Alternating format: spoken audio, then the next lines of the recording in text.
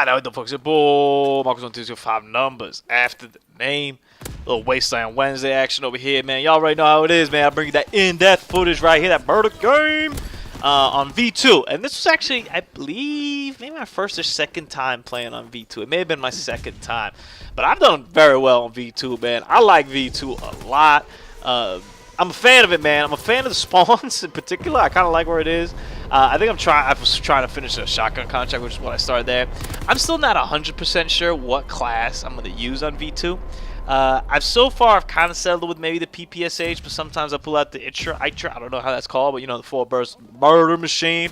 But I think I might have to PPSH and hopefully get some good aim and kind of PPSH ghost and play like around a little bit with that.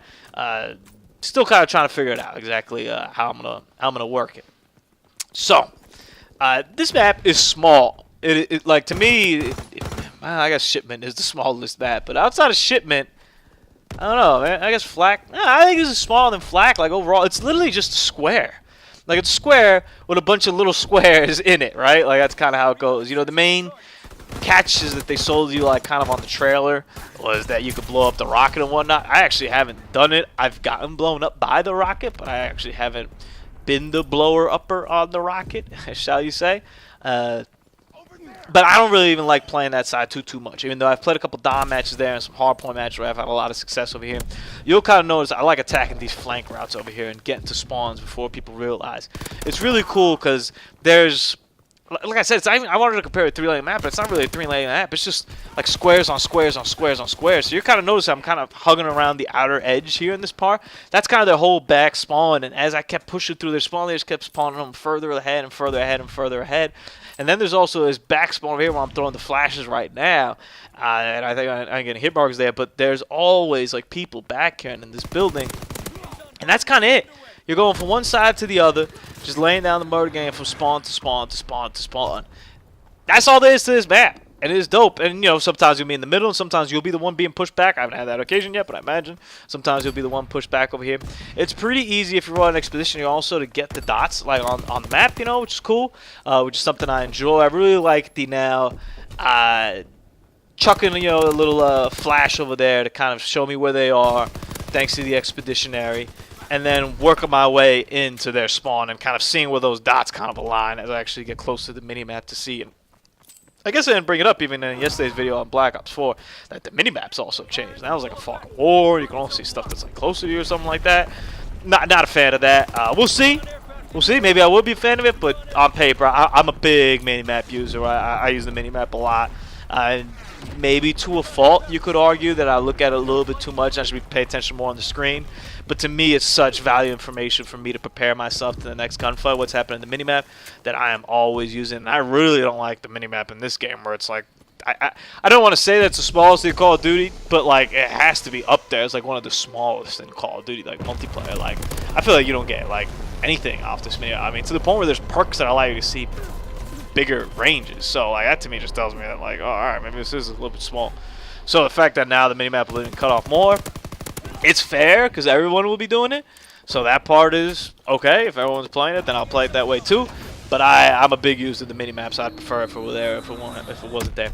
And you see right there, just throw the bomb. In doubt, throw the bomb at the other spawn, man. Don't worry about it. Here, I actually should have motioned this to go straight. But, you know, sometimes things work out a little bit better than you anticipate over there, man. The Merciless, the Lamborghini Merciless. And now I got a little bit nervous, right, because I just kind of kill them off their spawn. I'm not 100% sure if they're going to be, like, spawning them over here. So I'm throwing a little flash up ahead, see what's going on, thinking that they're still up there, and they are. And this is kind of like a little area right here that I don't really like pushing up this side over here. I feel like you're so exposed on that little middle part where they could get you from behind if they're spawning from behind. They could get you from the middle if they're in the middle right here, this building number 4. Or they could get you from the spawn where I'm actually heading at if there's someone's like head glitching or whatnot. So that's not one that I'm too interested in tackling over here.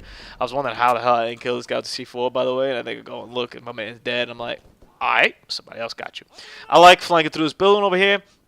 I like kind of coming in and out, weaving through. I like going under, even though I think, yeah, I got clapped. Yeah, I vaguely remember playing this. This was like a couple days ago. And I just remember getting clapped there and being like, alright, not doing that again. Okay. But it works when there's somebody out there. It's a good way to kind of sneak through. And that's, you know, one of those cool things that you could do in these maps. And I think in a lot of these maps in World War II, is that makes them cool is all the different points of access you have to get from point A to point B.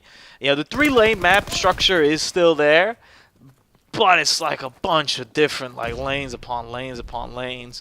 I think ideally in a Call of Duty game, I'd like to have some maps that are just 3 lanes, like Slums, for example. You kind of go back and look at that, and that's 3 lanes with a big middle, right? That's all it is. And Nuketown, 3 lanes with a bunch of stuff in the middle.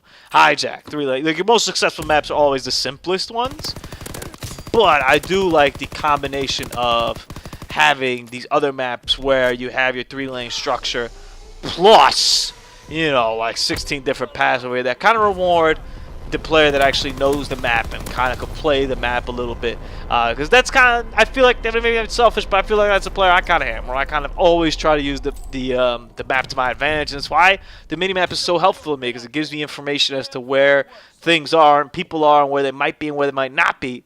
And then I kind of make my decisions tactfully going through the map. So V2, another great addition to the game, man. DLC 2 overall is great. Dunkirk's great. Egypt's great. Big fan of these maps over here added to the game.